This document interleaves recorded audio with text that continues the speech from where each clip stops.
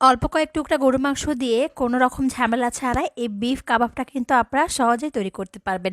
এই তো আমি এখানে প্রায় ৫-৬ টুকরা গরুর মাংস নিয়েছি কোনো রকম চর্বি ছাড়া। আর মাংসগুলো ছোট ছোট করে কেটে এর মধ্যে দেওয়া হয়েছে। তারপর পুদিনা পাতা, এরপর ধনিয়া পাতা দিয়েছি। এরপর কয়েকটা আমি এখানে কাঁচামরিচ দিয়েছি। তারপরে ১ টেবিল চামচ রসুন বাটা এবং আদা বাটা দিয়েছি। সামান্য একটু মরিচের গুঁড়াও দিয়ে দিলাম।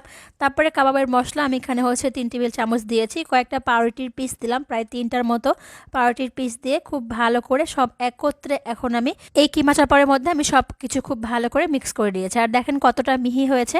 এখন আমি এরকম গোল গোল করে কাবাবের শেপ দিব, যেরকম করে কাবাবগুলো হয় আর কি।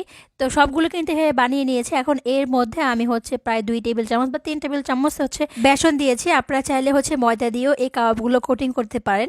এখন আমি এরকম করে ডিমের মধ্যে দিয়ে প্রত্যেকটা কাবাব আমি ভাজবো। আর চুলা জালটা কিন্তু একেবারে কমিয়ে দিয়ে প্রায় ১০ মিনিট কিন্তু ভাজলেই হয়ে যাবে। আর এই কাবাবটা কিন্তু বানানো খুব বেশি ঝামেলা না। অল্প কয়েক টুকরা গরুর মাংস দিয়ে সেম আমার মতো করে এরকম ইনস্ট্যান্ট এই বিফ কাবাবটা কিন্তু বাসায় তৈরি করতে পারবেন।